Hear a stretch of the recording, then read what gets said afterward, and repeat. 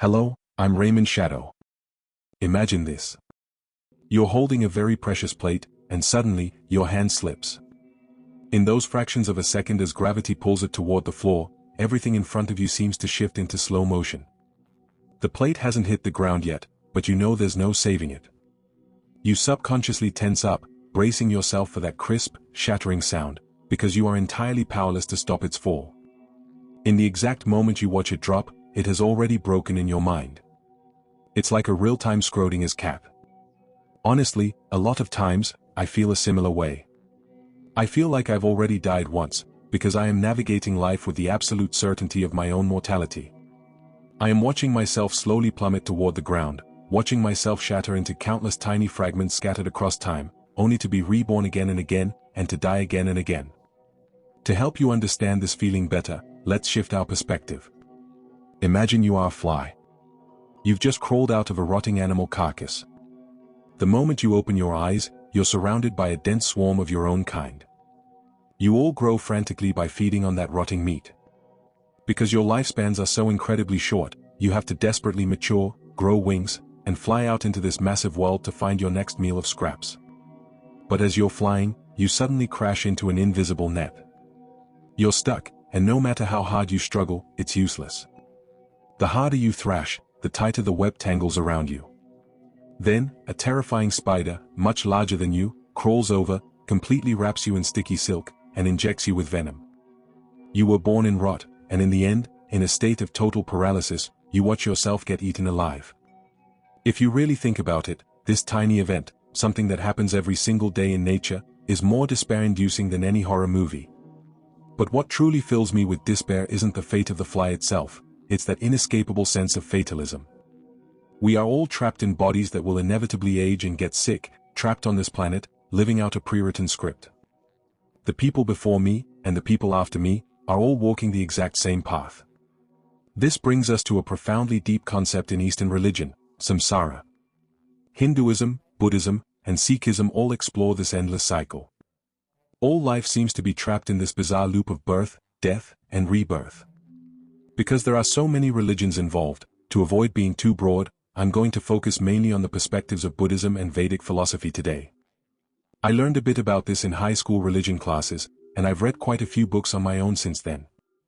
While I'm still slowly learning, the core of samsara is actually very direct. It challenges us to examine the meaning of being alive by confronting the inevitability of death, to explore the relationship between the two, and to understand the experience of being trapped within it. In Hinduism, samsara is tied to karma and the afterlife. What you do in this life directly determines what you become in the next. Do good deeds, and you might ascend to a higher form of life. Commit evil, and you might be reduced to an insect or a beast. But from the Buddhist perspective, samsara is a state you ultimately want to escape. Buddhism takes a much more realistic and material view of this cycle. All life is constantly spinning between life and death. The tighter we cling to our lives, the deeper our attachment to the self, the more intense the suffering we will feel. To find liberation from this suffering, Buddhism proposes the Noble Eightfold Path. Before we get into the specifics of the Eightfold Path, I want to clarify something. I am not here to convert you. I am not a Buddhist or a Hindu myself. I just believe there are truly brilliant virtues in these philosophies. Whether you are religious or not, a lot of the wisdom within them is incredibly useful for every single one of us. The core foundation of Buddhism is the Four Noble Truths, spoken by the Buddha. Because he originally spoke in Magadhi, some of the meaning became easily misunderstood when translated into English. For example, the closest English translation for the first noble truth is often life is suffering.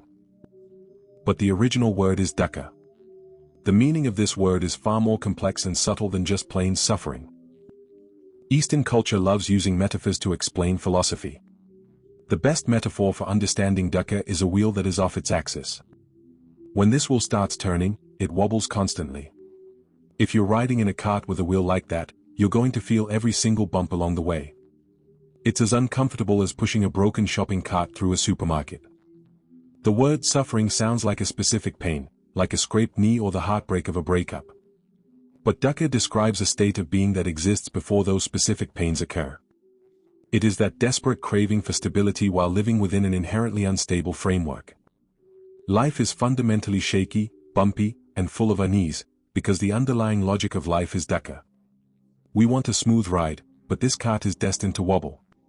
So, saying life is dukkha doesn't mean life is constantly hurting you. It means life is, by its very nature, unsatisfactory.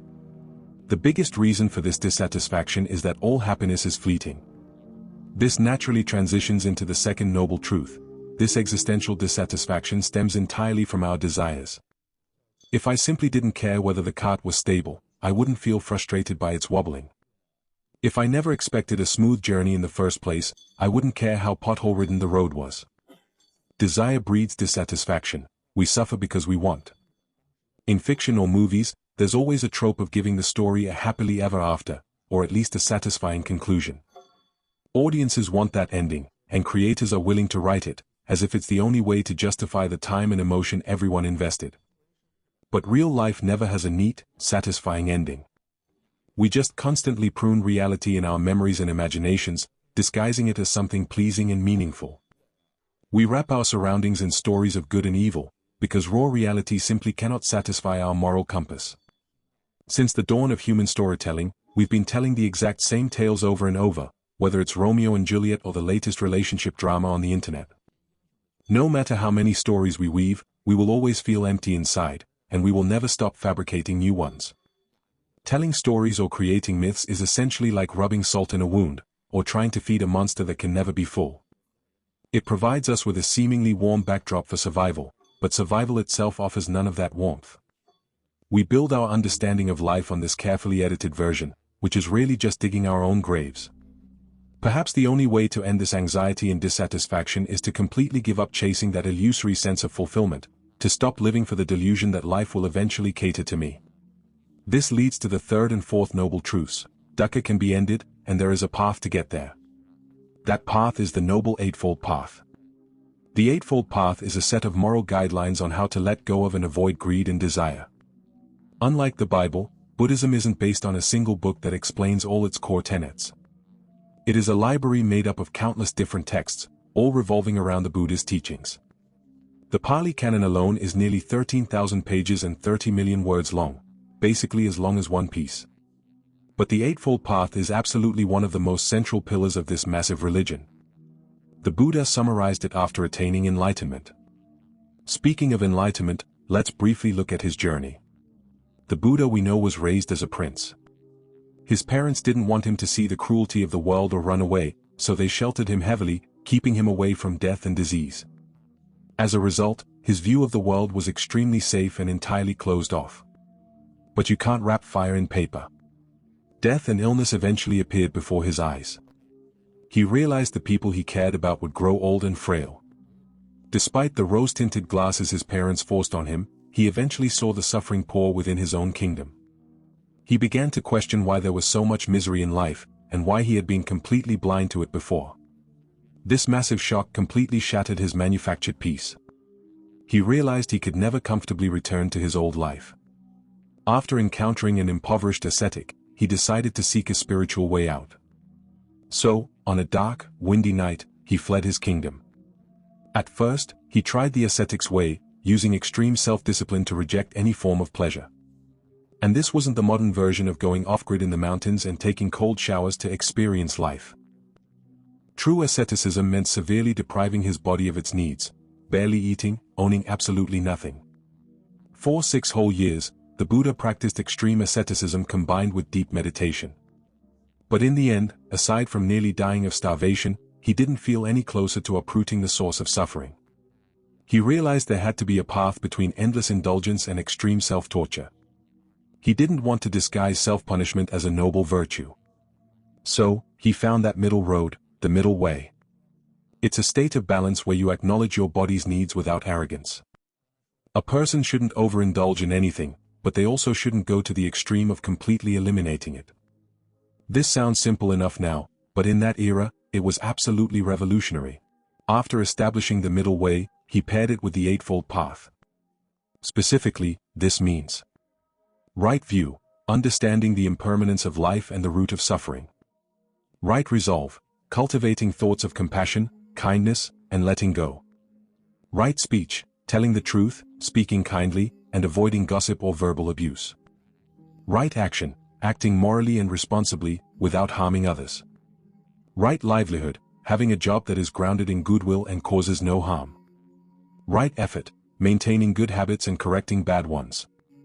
Right mindfulness, maintaining an awareness of your body, emotions, and thoughts. Right concentration, cultivating deep focus and meditation to achieve inner peace. When you truly see the Four Noble Truths and integrate the Eightfold Path into your daily life, this practice will ultimately guide you toward enlightenment. The name Buddha itself means the Enlightened One.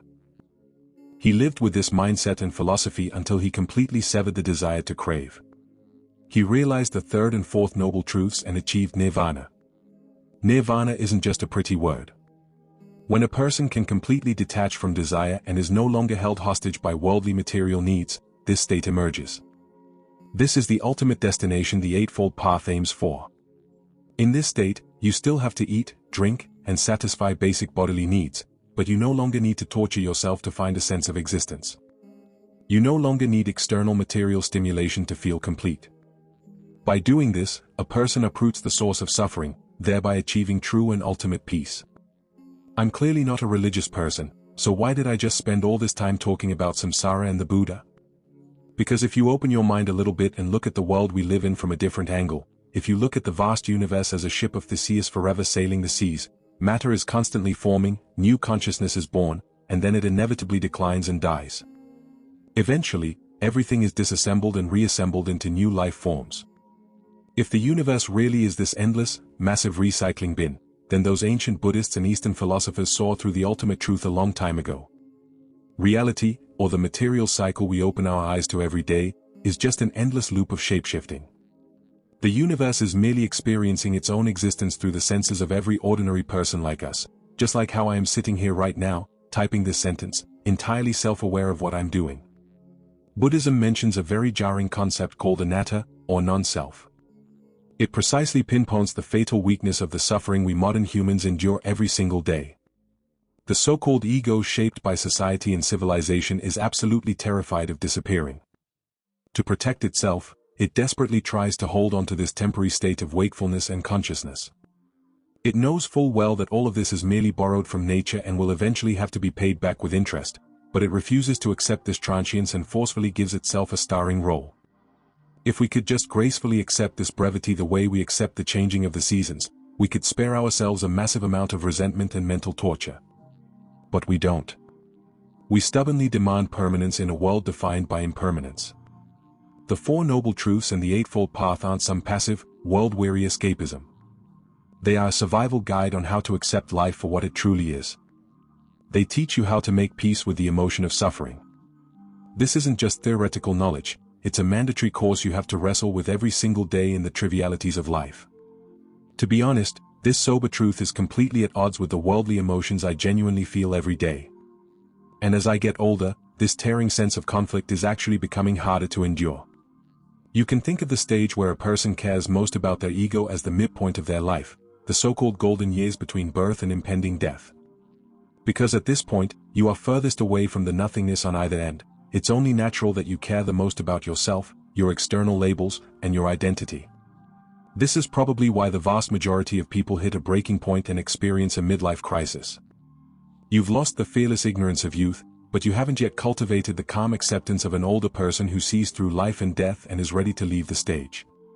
You are stuck dead in the middle, feeling like there is a massive black hole in your life that hasn't been filled. Just like when we watch a movie and demand a satisfying ending where good defeats evil to comfort ourselves, we frantically tell ourselves that the plate falling from the table will hover in midair forever. We fantasize that if we just don't think about it, the plate will never shatter on the floor. But the coldest truth is that the carbon, oxygen, hydrogen, and nitrogen that make up my body existed long before I was born. And after I die, they will continue to drift and circulate through this universe in other forms. Forcing my proud ego to admit that it is nothing more than a gust of wind in the universe, that is a massive insult and deconstruction of my identity. The small sense of achievement I've scraped together by hustling in society instantly feels worthless in the face of Buddhism's freezing cold cosmology. It doesn't offer you chicken soup for the soul or cater to your vulnerabilities like other philosophical schools might. Every sentence in it feels like an incredibly aggressive rap verse aimed directly at my ego. The lyrics are too brutal, too unforgiving, forcing me to stare directly at the truths that all of society is desperately trying to cover up. For instance, until recently, I had a visceral fear of a very specific image. If you're eating right now or are easily disturbed, you might want to take a deep breath. That image is the scene of my body being slowly torn apart and eaten by vultures and maggots after I die. I know talking about this right now makes me a buzzkill, maybe even sounds a bit psychotic. That image seems so savage and bloody, completely violating every definition of decency and cleanliness we hold. Even though I know that in modern society, I probably won't be left in the wilderness to be eaten by birds, the general natural conclusion is exactly the same. My body will eventually rot, smell, and be slowly digested by the earth beneath my feet in a rather inelegant way. Just thinking about this sends a chill to my bones. But honestly, what is there to be afraid of? If you step out of the human perspective for just a second, this actually exposes a ridiculous double standard deep inside me. My whole life, I've comfortably, even carelessly, eaten plants and animals that died long ago, treating them as my fuel for survival without ever uttering a single thank you. But when it's my turn to give my body back, I suddenly feel like I'm above it all. This is where Buddhism shreds my vanity to pieces. I comfortably participate in nature's digestive cycle every single day, but the moment I think about becoming a link in the food chain to be eaten, I instinctively recoil. My ego tells me I'm an exception, that I shouldn't be the one lying down there decomposing. This damn sense of privilege is the main culprit that makes me feel like living is meaningless. I just want to be a living, breathing human being. I want to keep this body that has been kissed and embraced. I shower, work out, eat right, and sleep well every day just to maintain the dignity of this flesh. But when I think about how all this meticulous maintenance will eventually be brutally erased by the laws of nature, I feel a profound emptiness, as if all my efforts are a joke. I don't care when a massive tree falls, and I don't care when I see a fly trapped in a spider's web. But the moment I think about losing all my vitality to aging, I can't stay calm. That fear isn't about how much it will hurt when I die. It's the fear that, in the face of this massive, ruthless natural program, I am absolutely nothing. I am trapped in this cage called the human body, moving along a conveyor belt that everyone is on. Whether it's the ancients from thousands of years ago or people thousands of years in the future, no one gets special privileges. Sometimes I really wish I knew nothing, just like that newly born fly. Am I trapped in a giant spider web of existentialism? Even if I can still happily eat gummies, play video games, and occasionally dance my heart out right now, that faint countdown of life is always ticking in the background. I can vaguely see my future, knowing that one day I simply won't be in this world anymore. Sometimes, I even feel a bizarre sense of guilt when I try to enjoy the present moment. I always feel like I'm wasting time, because the loading bar of my body decaying is always hanging in my mind. I even waste more time worrying because I'm too terrified of death's arrival.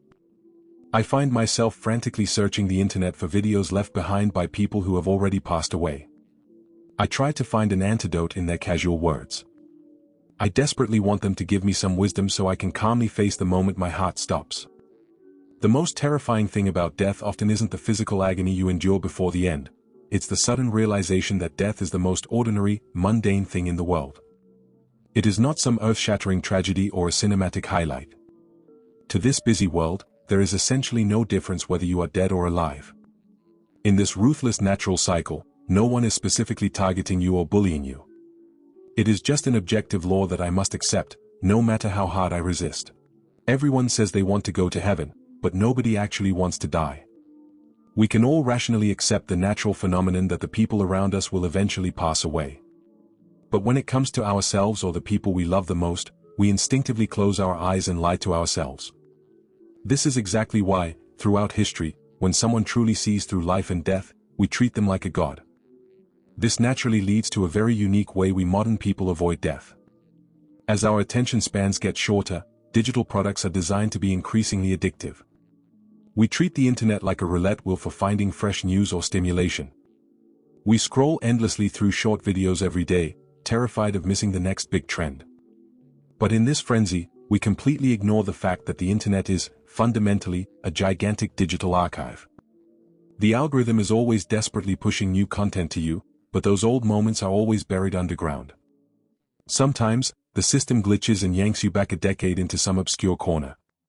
A while ago, I was randomly recommended an ancient video from about 10 years ago.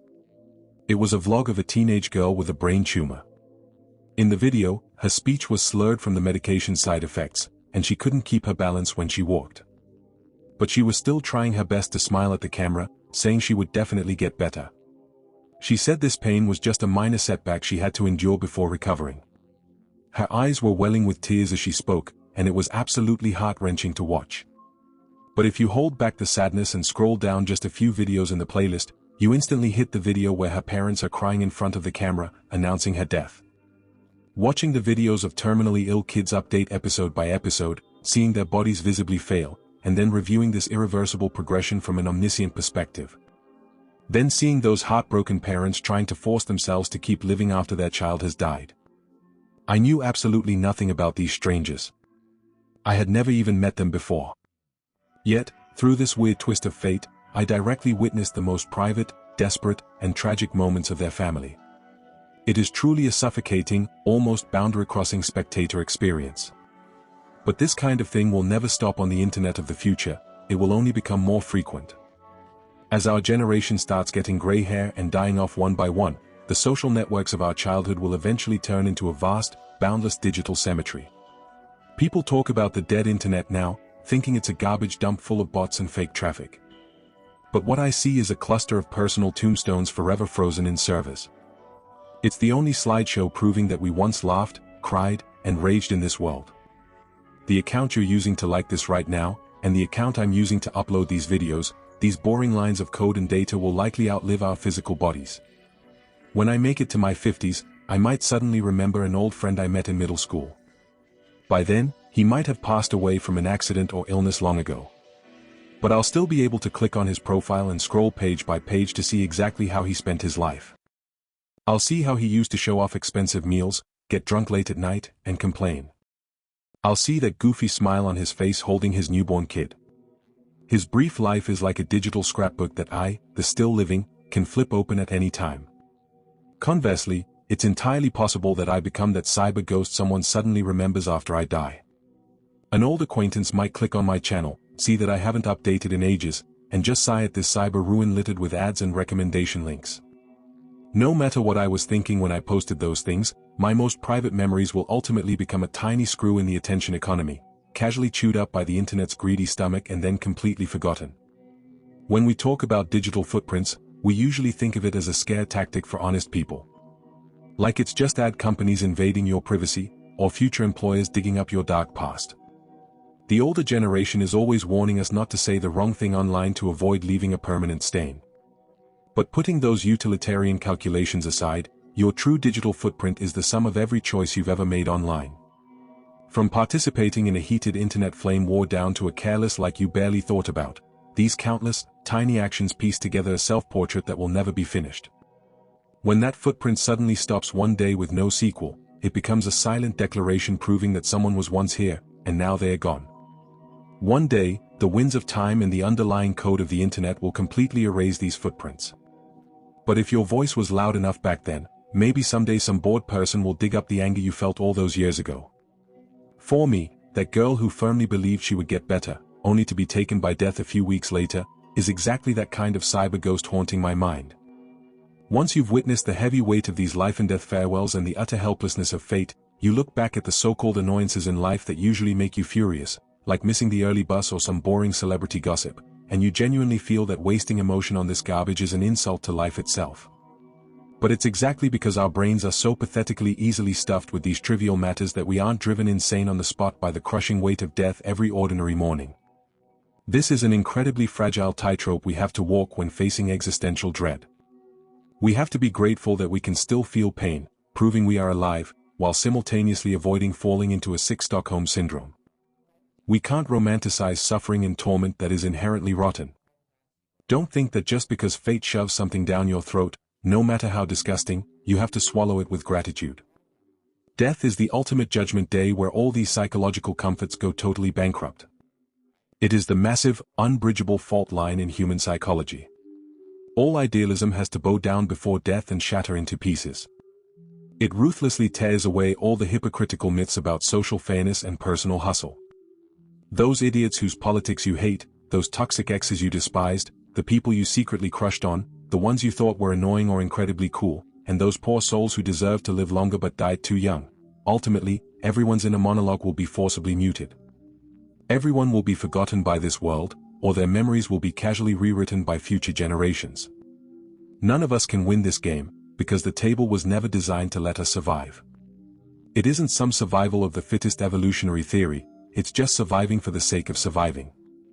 If you don't dare to face this ending that is coming whether you want it to or not, if you don't chop it into little pieces and place it in the deepest part of your consciousness to slowly digest, when that day finally crashes down on you, you will feel completely and utterly betrayed. We possess the wisdom to foresee the future, yet we use it to avoid looking at the very thing we need to see most clearly.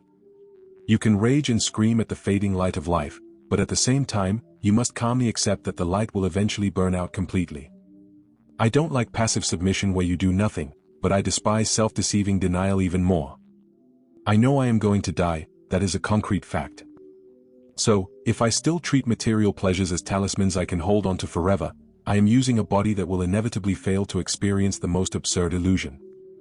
In daily life, you almost never see anyone calmly discussing death. You only see people's grief at funerals, or their shock at an accident. You see all sorts of bizarre fantasies about the afterlife in movies and TV shows, or a table full of people with blank expressions deliberately avoiding the topic. But you rarely see anyone truly accepting their own death as an inevitability. Everyone is circling around an answer that we all know deep down. This leads to the perfect lie we brainwash ourselves with every single day. As long as I buy that new phone, as long as I get that promotion, I'll be happy. As long as I get that girl or eat at that expensive restaurant, I'll be satisfied. But this trick has never, ever worked. Materialists call this the hedonic treadmill. Buddhists say it's mistaking inner greed for self-salvation. Whatever you call it, the conclusion is the same: we cannot attain happiness that never expires. And since that's the case, we have to accept this fact just like we accept death. I know all this philosophy sounds like tired cliches. Think about our usual moral standards. We all know we shouldn't be mean and bitter to others. Yet, in reality, we still can't help but be sarcastic and cynical.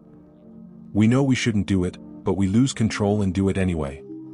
We often secretly despise the people who are completely brainwashed by consumerism, thinking they're just wasting their lives spending money recklessly. But the irony is, we are subconsciously doing the exact same thing. We just spend our money in different places and at different frequencies. Ultimately, it doesn't matter how many grand philosophies you understand. What matters is whether you can practice letting go, time and time again, in real life. If you don't practically apply the principles you understand, what's the point of knowing them? Sometimes, out of anger or boredom, we'll just smash whatever is in our hands against the wall. This isn't true happiness or emotional release, it's just a primal urge to be noticed by reality and get a reaction. And the consumerist society we live in is the behemoth that constantly feeds your impulses. It provides you with endless commodities to smash against the wall so you feel seen, and then it turns around and hands you a fake medal for knowing how to enjoy life. Our lives have long been stuffed full of blinding neon lights and omnipresent plastic garbage. We wait anxiously every day just to skip that annoying video ad.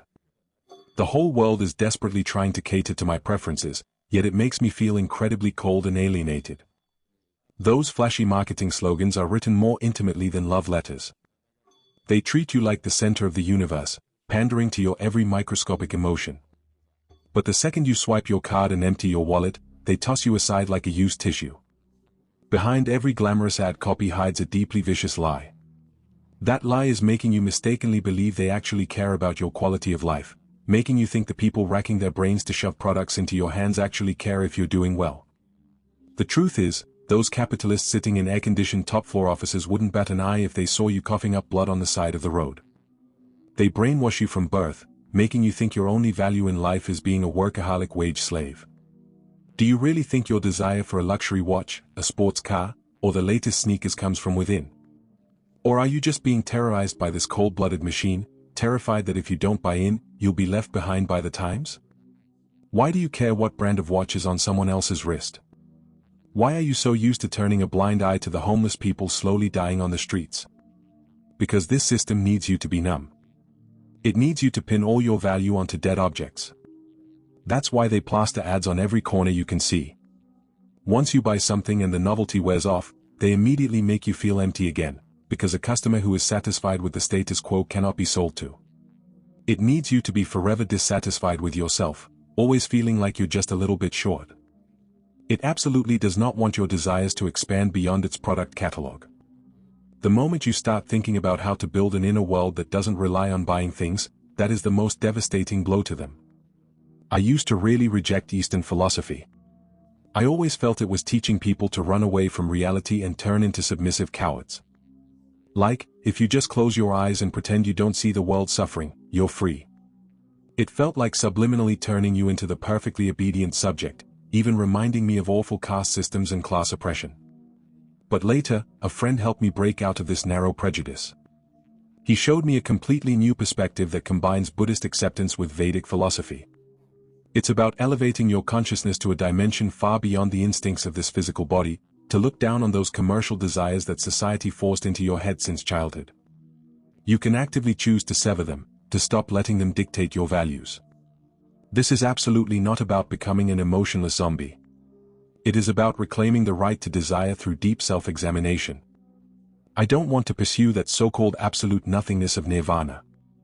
I just want to peel myself away from the desires shoved into my brain, and then consciously decide for myself what I actually want to care about. Once you stop defining yourself by external labels and the products you own, that is when you truly gain the freedom of choice. You can get angry, you can have desires, you can be happy, and you can keep your body and your possessions. But you know in your heart that none of these things equate to the true you. Speaking of this, a lot of people heavily misunderstand the term ego death. People always think it's an out-of-body delusion induced by abusing psychedelics, a collapse and loss of identity while out of your mind. While that is how some people reach that state, that is not what I am talking about at all. I don't touch psychotropics, that is entirely not my style. I am talking about a very concrete and realistic concept. True ego death is stopping the habit of treating life merely as a service to this physical body. It is an incredibly sharp blade that directly slices open the hypocritical packaging around the ego, forcing a person to question the mindset that treats themselves as the center of the universe. This isn't just an endpoint, it is a long and painful process. The first step usually happens the first time you look up at a sky full of stars. When you suddenly realize that in the face of this vast universe, you are smaller than a speck of dust, you understand how absurd it is to treat your physical body as the main character of the world. The second step is when you truly realize that death is inevitable. This usually happens because someone you love deeply leaves you forever. In that instant, it finally hits you that one day, you too will be lying in that box. There is no pause button in this world to let you catch your breath. The third step is often hidden in the suffocating mediocrity of our modern lives. Doing repetitive, meaningless work every day, being a cog in a giant machine. Typing away in a gray, crowded cubicle or mechanically shoving dirty clothes into a washing machine day after day. Even orgasms become predictable, mechanical actions, like clocking in at work. The torture isn't how tiring these things are, it's discovering that this daily repetition can never satisfy your greedy ego. This mediocrity happens because reality isn't catering to your script. And that pushes you to the fourth step, purely witnessing selfless beauty. This is also the thing we overlook the easiest, yet have to admit in our hearts. I don't want to argue about whether absolute, objective beauty exists in this world, but it is undeniable that some beautiful things don't need to depend on us to exist. They are just there, needing no praise, carrying no ulterior motives. Appreciating this beauty is simply being a witness, feeling the purest essence of a thing instead of constantly wondering how it can benefit you. This goes completely against our current societal logic. Because as long as we are trapped in these bodies, we are inherently solipsistic. Every single thing we experience from childhood proves that I am the most important. Things happen to me, I heard about this, these are my feelings, my opinions. From the moment we are born, this concept is nailed into our brains. Your parents cradle you and rock you as if they are holding the entire world in their hands. The education system provides you with a tailor-made set of hobbies and historical perspectives. There is nothing inherently wrong with this, but under the catalyst of consumerism, it turns into a monster. And then, social media injected that monster with heavy steroids. The universe itself doesn't need anyone's likes or validation, but our ego does. If no one pays attention to it, it withers. When you feed that ego's vanity, you are essentially endorsing a fleeting illusion, forcibly mistaking an occasional rush of pleasure for an irrefutable truth. Looking at the world through the lens of the ego makes you feel like everything is aimed right at you. But if you let go of that ego attachment, life becomes a miracle you are simply lucky enough to participate in and witness. This shift in mindset sounds like a tiny adjustment, but the results are night and day. You no longer treat life as a task where you have to carefully pamper yourself. Those seemingly excruciatingly boring moments suddenly become incredibly fascinating. The sunlight forcefully piercing through the clouds to hit your face, or the patch of grass at your feet that you usually wouldn't glance at. Even watching clothes being spun around by centrifugal force in a washing machine becomes interesting. You look at the ants on the ground, and they stop and look up at you too. You stand there, watching the wind slowly dry the clothes on the line, and you suddenly realize our ancestors also observed nature like this and borrowed its power. At that moment, you aren't just finishing a boring chore. You are forging a non-utilitarian connection with everything around you. When you talk to people, it's no longer to pry information from them or show off. The sheer fact that they are standing alive in front of you is beautiful enough. This detachment from the ego completely changes how we treat the people around us. When we attend funerals, we always feel regret in our hearts. If only I could chat with them one more time. If only I had told them how much I cared. If only I hadn't rushed and brushed them off because I was busy with my own stupid problems. Don't let this kind of regret tear you apart in the dead of night years from now.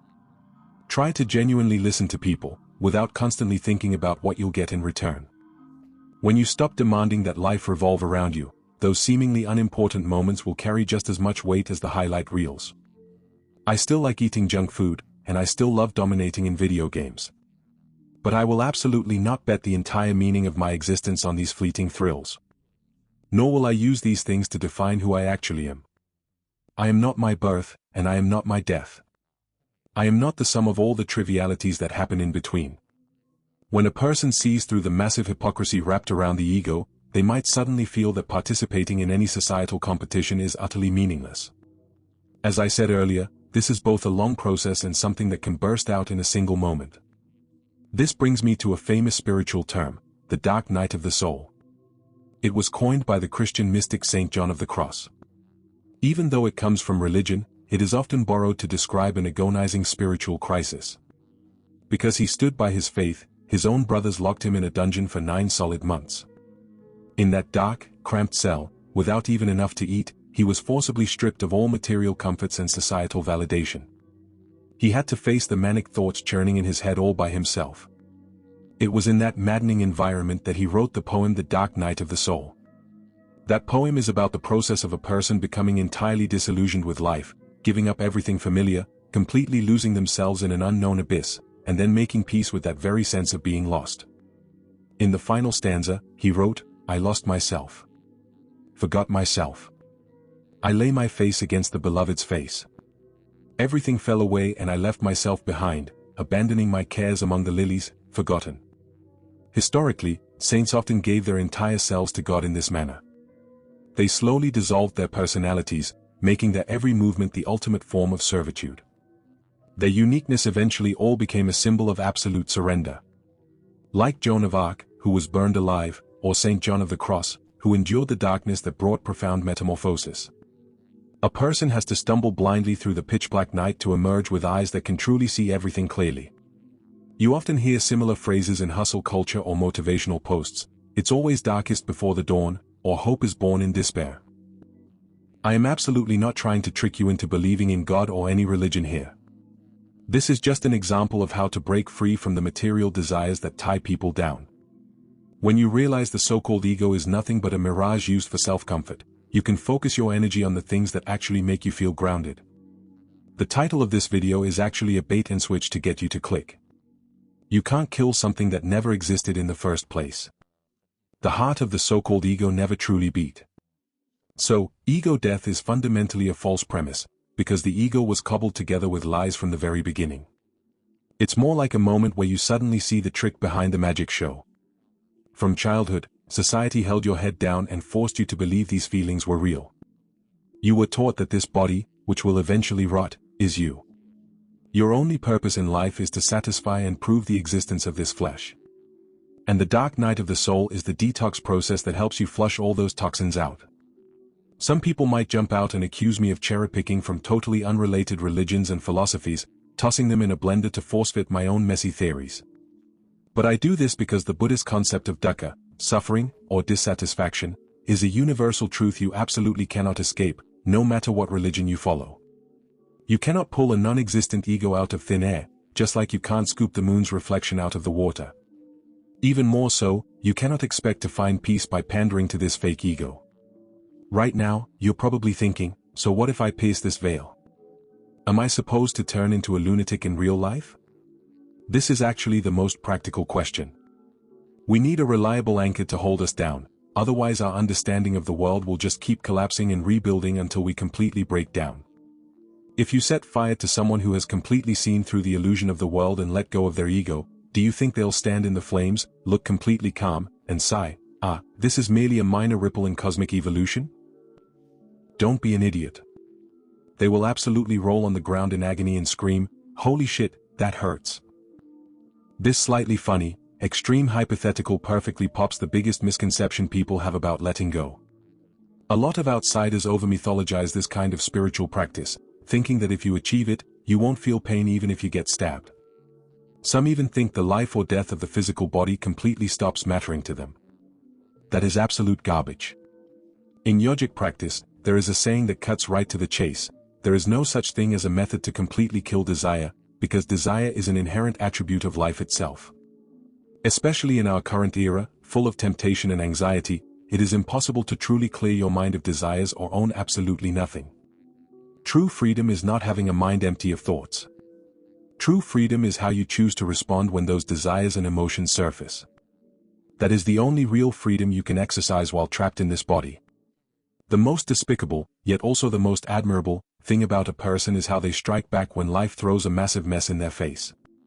After someone hurts you deeply, do you turn around and hurt someone else the same way? How do you face the people who stab you in the back and pray for your downfall every day? And how do you accept your own body, which is marching irreversibly toward death every single day? The choices we make, where we place our attention, what we desire, that is freedom. We can feel pain, we can feel craving, these are the instincts of being alive. But we can absolutely decide whether to recklessly satisfy those cravings, or transform them into something we can peacefully coexist with. Someone might cynically say, so what if you see through all this? You don't even get anything out of it. You lose the chance to post angsty quotes on social media and act deep. Instead, you have to constantly guard against falling into those pretentious traps. To that skepticism, I only have one question to ask in return. Do you really think living your whole life is just about satisfying your fake ego? If life doesn't revolve around your wishes, does life lose its meaning? This brings up another incredibly difficult tightrope I try to walk. I know the world doesn't revolve around human emotions. Life will inevitably disappoint those who cling to illusions, over and over again. But if we just resign ourselves to fate, when does it ever end? When will we stop making excuses for the disgusting parts of life? In the face of life's unreasonableness, shouldn't humanity stand up and rebel, rather than blindly adapt? My biggest mistake in the past was thinking Eastern philosophy was all about teaching people not to fight back. But a famous passage in the Vedic texts completely woke me up. It's the scene before Prince Arjuna is about to go into battle. The deity Krishna guides him, telling him he must fight for what he believes in, and that he must fight with an entirely selfless attitude, solely for the greater good. Krishna tells him, you have a right to perform your prescribed duty, but you are not entitled to the fruits of action. Simply put, if you believe it's right, you fight with everything you have. But once it's done, do not fixate on the outcome, don't let anxiety about winning or losing consume you. He was comforting Arjuna, telling him not to seek emotional balance in the results. In Vedic wisdom, true virtue is absolutely not turning into a useless person who does nothing, or a block of wood that is indifferent to everything. It is about completely strangling the thought of what's in it for me while you are doing a good deed. Only then will you stop hesitating and looking over your shoulder when doing the right thing. This is exactly why, deep down, I have zero desire to pursue so-called nirvana. I have a burning urge to do something meaningful, but I have to constantly remind myself not to use the results of those actions to stroke my own ego. It's easy to say, but harder than climbing to heaven to actually do. Aren't we all just a bunch of hypocrites who shout everything is an illusion while secretly padding our own screen time? Even in the smallest matters, we always look for an angle to benefit ourselves.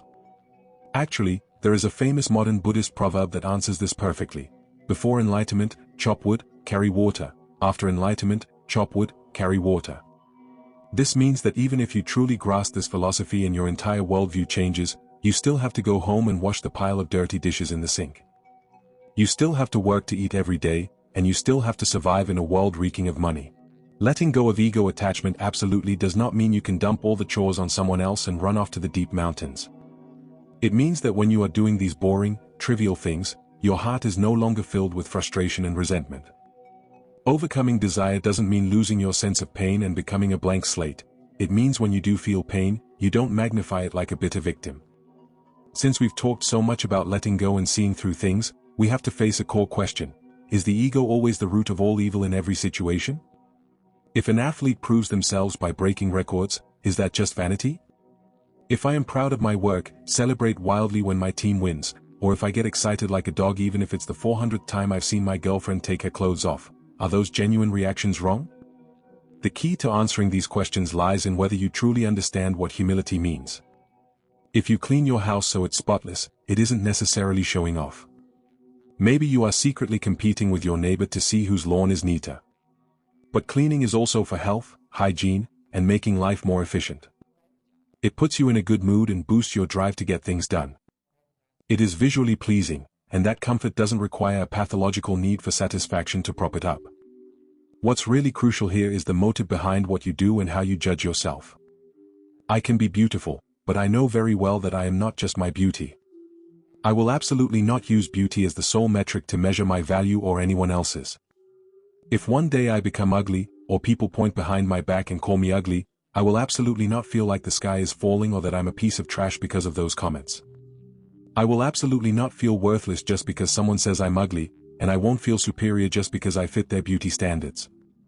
I groom myself well every day because I like being neat and leaving a good impression, but I won't be held hostage by these surface-level things. I don't care at all how people evaluate me in the end. If you don't hand the power of decision over to others, nothing can arbitrarily define you. If you don't consider yourself a loser when you fail, then no failure can ever break you. Therefore, specific actions and innate human impulses are not some terrifying monsters. What is truly terrifying is constantly muttering in your head, I am my looks, I am my achievements.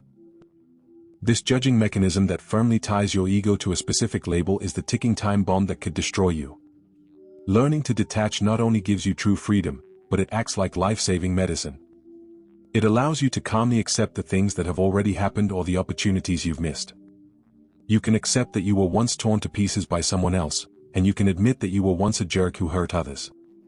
Most importantly, you understand that the times you've tripped and fallen in the past absolutely do not dictate how you walk in the future. The person you were yesterday can be completely torn down and rebuilt today.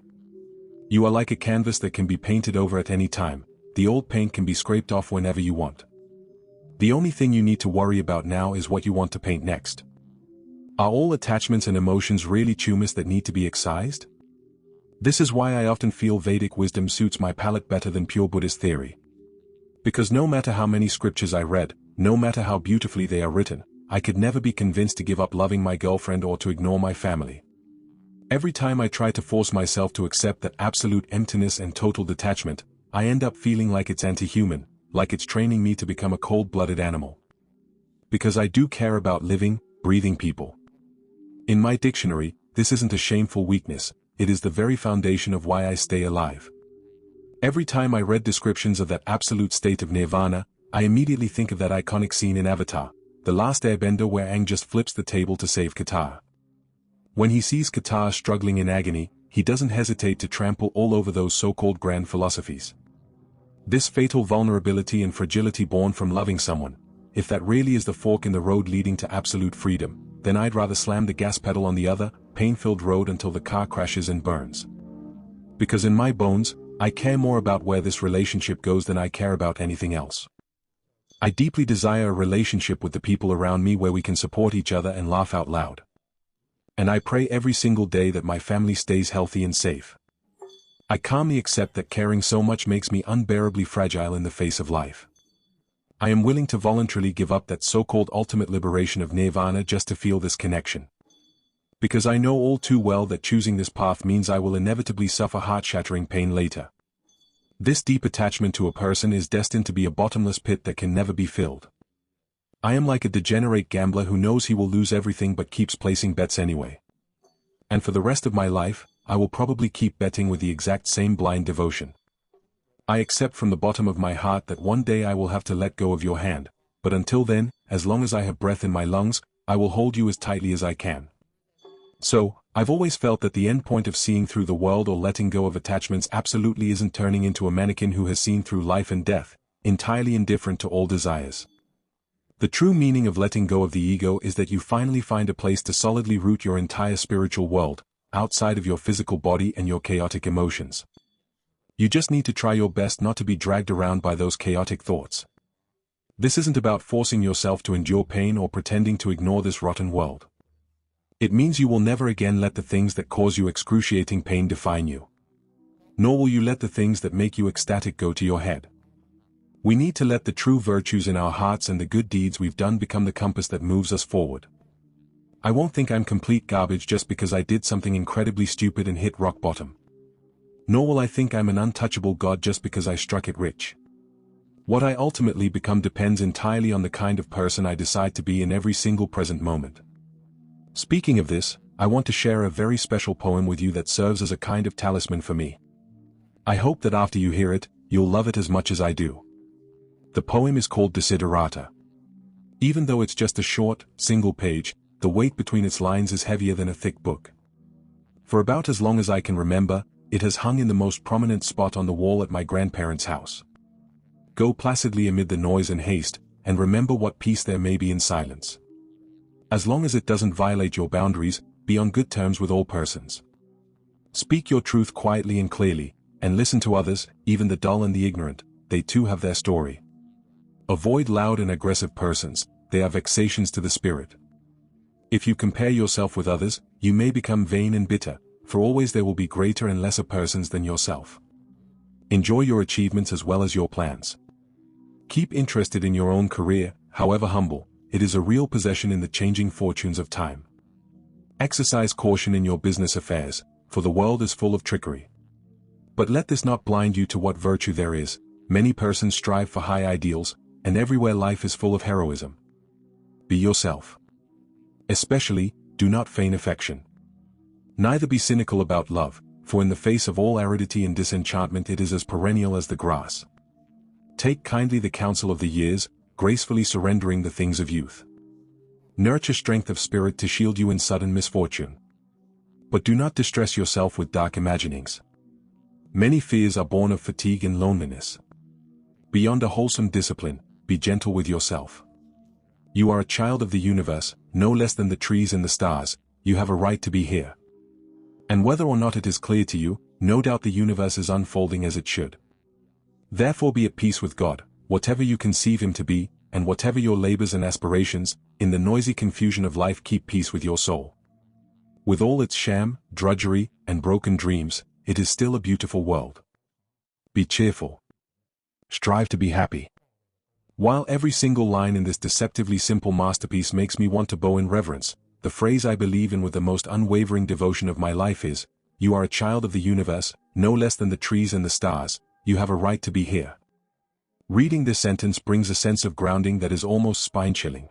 Actually, I find my own obsession with this line a bit unbelievable, because growing up, whenever I heard anything that sounded like this, it annoyed the hell out of me.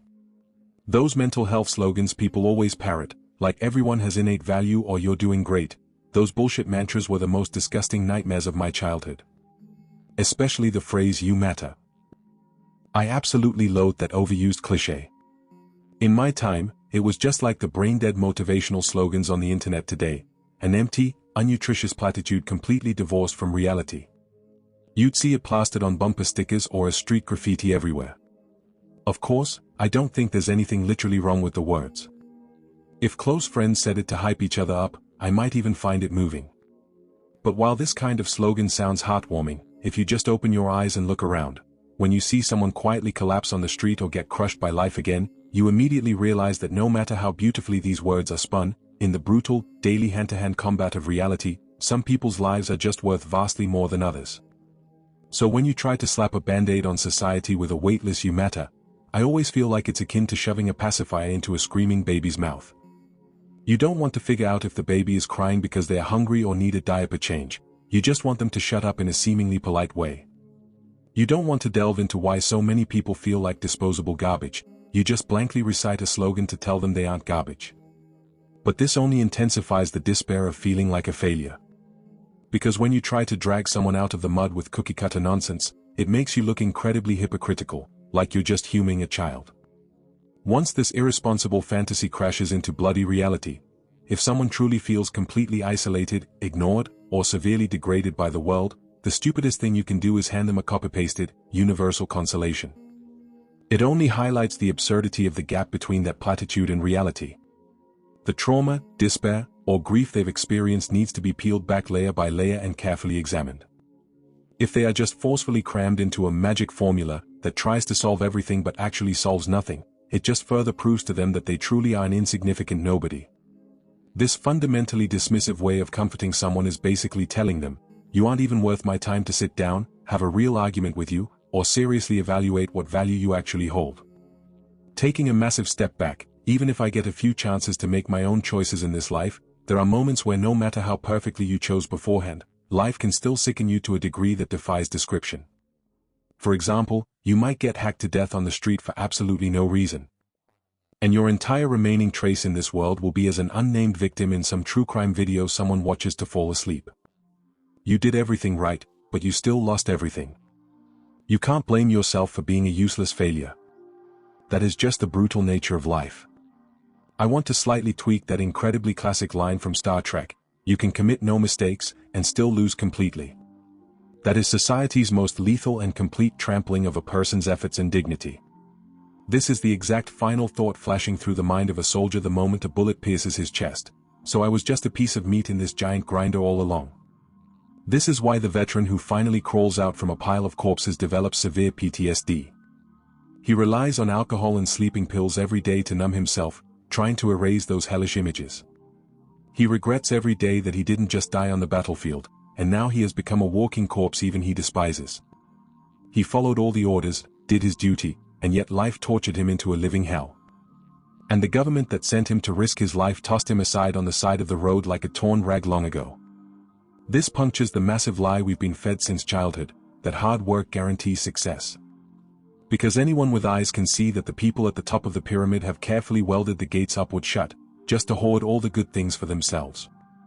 And now, the ordinary people stuck in the middle have developed severe Stockholm syndrome regarding their own exploitation. They actually find high-sounding excuses to defend the bosses exploiting them. This is the ultimate betrayal behind the fairy tale that you can change your fate with your own two hands. You work your ass off your whole life, and the second you make a tiny mistake or hit a patch of bad luck, you habitually blame yourself. After giving almost everything and getting a pathetic fraction in return, you end up easily replaced by a young kid making a fraction of the salary, or ousted entirely by a robot that doesn't even need to drink water. You are swept out of the system without a second thought, like a speck of dust. Those standing at the top use the big picture as an excuse, but the truth is, the only big picture they care about is the money in their pockets. You can't even find a door to knock on to demand justice, because you aren't working for one specific boss. You are facing a faceless, massive bureaucratic machine. Those high and mighty elites will never care if you live or die. The system just uses endless guilt to force you to grind in this juicer until you breathe your last breath. The most pathetic part is, it brainwashes you into thinking it's all your own fault. When you can clearly see through this cycle of despair repeating every single day, it is a kind of tragic wisdom, like knowing the script's ending in advance. In the chaos of everyday life, you constantly see the beginning and end of this script play out. It's like a faint flame desperately struggling on a piece of dry wood that's about to burn to ash. And that phrase, "You are a child of the universe," along with the entire poem, is potent medicine against the despair that makes you want to tear yourself and the world apart. It pulls you out of the internal friction of cursing societal injustice and longing for a perfect utopia that doesn't exist. It doesn't require you to make a name for yourself in society or get validation from anyone. It has absolutely nothing to do with your self-esteem or which tier of society you belong to. It doesn't offer a weightless platitude telling you to pretend the world is beautiful. Instead, it firmly anchors you to something eternal and awe-inspiring, the fact that you, yourself, are a part of this massive universe. There's a line from the Persian poet Rumi that has been echoing in my head the entire time I was writing this script. Out beyond ideas of wrongdoing and right-doing, there is a field. I'll meet you there. I know this sounds like pretentious pseudoscience or trying to sound deep. Let me try a more grounded translation. I am a human being. I am a member of the human species. I am confined within the framework of birth, aging, sickness, and death that every human must face. But at the exact same time, I am absolutely an indivisible part of this universe. Humanity has a particularly arrogant delusion. We always think we are just passing observers in this world, rather than another manifestation of the world itself. This self-imposed isolation is entirely a figment of our imagination. Because, just like every blade of grass and every tree, we inherently have the right to be here. The so-called ego is just the stubborn belief that we are somehow separate from the universe's circulatory system. But no matter who you are, where you are, or what you're busy doing, you are forever just a single cell in a massive system. When I was a Christian kid growing up in the church, this is how I understood it. You are a created life, experiencing the creation itself.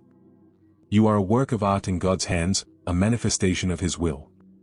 No matter how far off the path you wander in life, you always carry that divine imprint and original goodness.